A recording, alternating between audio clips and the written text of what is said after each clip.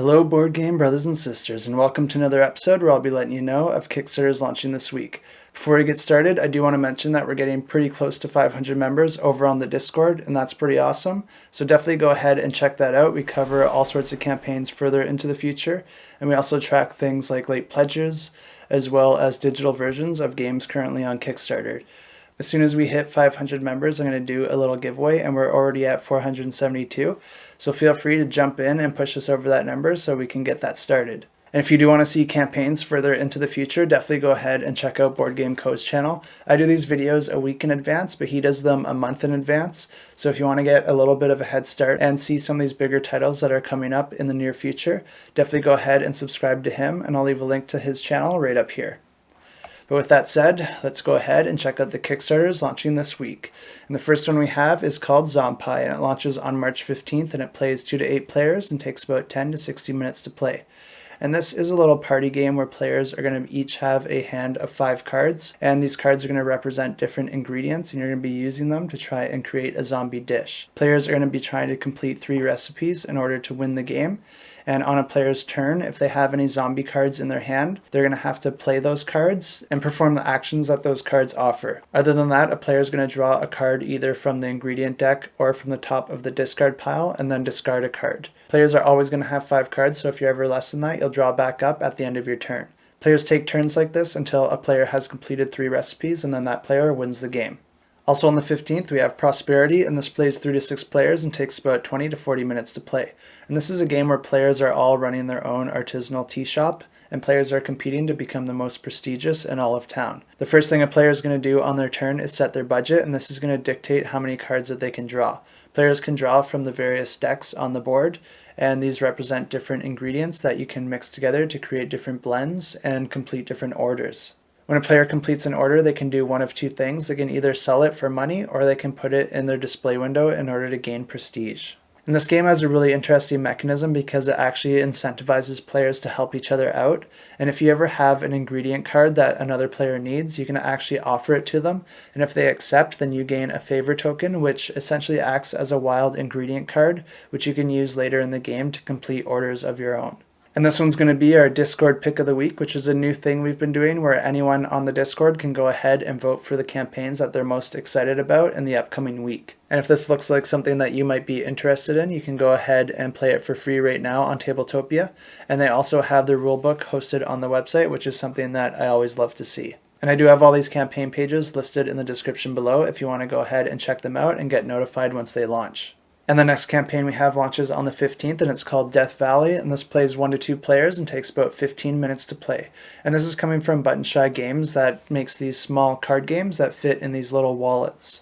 On a player's turn, they're going to draw a card face up on the table, and then they're going to perform one of 3 actions. They can either add that card directly to any player's journey row, or they can instead draw a card from the top of the deck and add it to their journey row, or they can take 1 card from their journey row and put it into their scrapbook row. Whenever you take cards from your journey row and add them to your scrapbook, you can actually take other cards from your journey row and bury them under that card, or put them back into the main deck. Some cards have stars on them, and you'll gain points at the end of the game if you can get these stars into your journey row. You can also gain or lose points based on the text of different cards anywhere in your tableau. Some of these cards are going to display hazards in a player bus if they ever have 3 or more of the same type in their tableau. And the game ends once there's no more cards left to draw in the deck. And the next few games launch on the 16th, and the first one is called Dungeon Date, and it plays 1 to 4 players and takes about 20 to 45 minutes to play. And in this game, players are going to be building out their outfit, which is going to determine their overall style in the game. It's also going to dictate what sort of action cards that they have to play. On a player's turn, they're going to be visiting one of 4 different dungeons, and the style that they chose is going to come into play here because they're going to be using that style to romance, befriend, or slay monsters that they encounter by matching the style symbols on their action cards to the monster card. If 2 players ever visit the same dungeon, then they have to fight, and this battle is resolved by adding their previously played action card with the current action card in their hand. The player with the higher value wins, so this is interesting because you can see their previously played card, but you don't necessarily know what they have in their hand. When players succeed in their different endeavors throughout the dungeon, they're going to be gaining different monster cards, and players are going to be trying to gain sets of these monster cards in order to gain victory points and win the game. And next we have Ghost Rider, and this plays 4 to 8 players and takes about 10 to 15 minutes to play. And in this game, players are mediums competing to prove their legitimacy in the spirit world. Players are going to be trying to identify a secret object being guided by a spirit, and the first team to figure that out wins. Players are going to be split into different teams, and one player is going to be acting as the spirit. The different teams are going to be able to give question cards to the spirit in secret, and then the spirit player will give the answers to those questions out loud for everyone to hear. This creates a really interesting dynamic because all players get to hear the answer to the question, but they don't actually get to know what that question was. So they're going to have to speculate if they're going to try and make that information useful. And next we have Battle for Biternia, and this plays 2 to 4 players and takes about 60 to 90 minutes to play. And this is a MOBA style game where players are going to be drafting 4 heroes each, and then they're going to be leveling up and unlocking new powers for those heroes. At the start of a round, each player is going to draw a set of action cards and then pre-program those by assigning 1 card to each hero in secret. After that, each player alternates, moving 1 hero up to 1 space. After all the movement is done, players will then alternate activating those action cards that they had pre-programmed at the start of the round, and hopefully that will damage your opponent, but if not, you can also discard the card to gain some gold or to heal your character. At the end of the round, you draw new cards, and this continues until one player has defeated all the others. And this game has actually already been out for a number of years, and this campaign is actually more focused on the hero pack, but they are going to be offering the core game in the pledges as well. I just want to take a second here and mention our sponsor, KickstarterGames.com. They offer a ton of different games, and any sales made there, a small percentage will come back and help this channel. They also buy games, so if you're looking to downsize your collection, you can reach out to them and they can help you out with that. And they also do a giveaway every month, so if you sign up to their newsletter, you'll get automatically entered in all of those. They do also occasionally offer deluxeified versions of games, so if you check back frequently, you might actually be able to get your hands on some of those.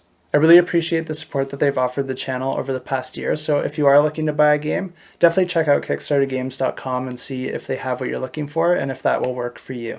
Next we have Nutty Squirrels launching on the 17th, and this plays 1 to 6 players and takes about 20 to 45 minutes to play. And in this game, the board represents a tree where the center is the trunk of your tree, and you have 6 different branches coming off in all directions. On each turn, players are going to be able to perform 3 actions. They can move onto these different leaf cards, and then they can flip these leaf cards to discover the different power-ups or acorns that might be hidden underneath, or they can choose to bury acorns for the winter. Players each have their own player board as well, where they can store their different acorns until they're able to bury them for victory points.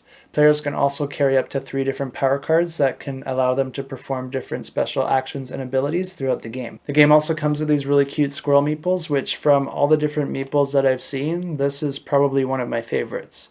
And just a little fun fact here is that the designer is actually James from Board Game Binge, and he actually runs his own podcast. Each episode is about 30 minutes, and he interviews all types of people from the board game community, and he has some really great episodes. I definitely recommend checking it out. And it's a really short week because those are all the games I have to cover, but don't leave yet because we have a really sweet giveaway to announce, and this is for Valeria Card Kingdom's Darksworn.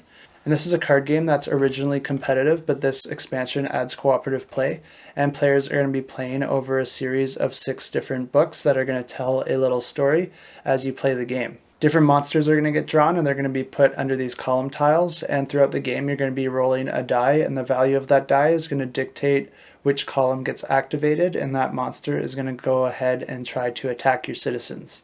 Players are going to be putting up different walls to try and protect their citizens, and they're also going to be empowering them with different blessings. You're going to be using your different citizens to try and push those monsters back, because if any monsters make it through, you lose the game. And this giveaway is going to be for the Co-op Gamer Pledge, which comes with the 2nd edition version of the game, as well as the new expansion and all unlocked stretch goals. And at the start of this video, I had mentioned that we're really close to 500 members on Discord, and that I wanted to do a giveaway once we hit that. So to enter this giveaway, all I want you to do is leave a comment down below with the hashtag Darksworn, and let me know what you think I should give away once we hit 500 members on Discord. Maybe I could do something like a Kickstarter pledge of your choice under a certain budget, or I could paint some of your minis, or maybe I could make a video of your choice. Let me know what you think.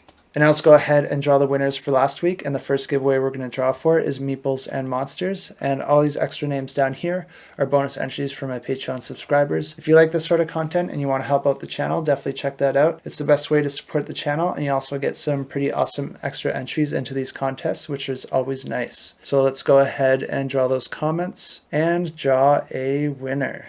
And the initials of Meeples and Monsters is M&M, so I'd ask viewers to let us know what their favorite chocolate is. And our winner is Sean Gildersleeve, and he is actually one of our Patreon subscribers, so congratulations, Sean. I'll reach out to you and let you know that you won yourself a pledge for Meeples and Monsters. And the next giveaway we're going to draw for is Gift of Tulips. So let's go ahead and draw those comments and draw a winner. And I'd ask viewers to let us know what their favorite flower is. And our winner is Nicholas Gaultier, and he says one of his favorite flowers is the lily of the valley. So let's go ahead and see what that looks like.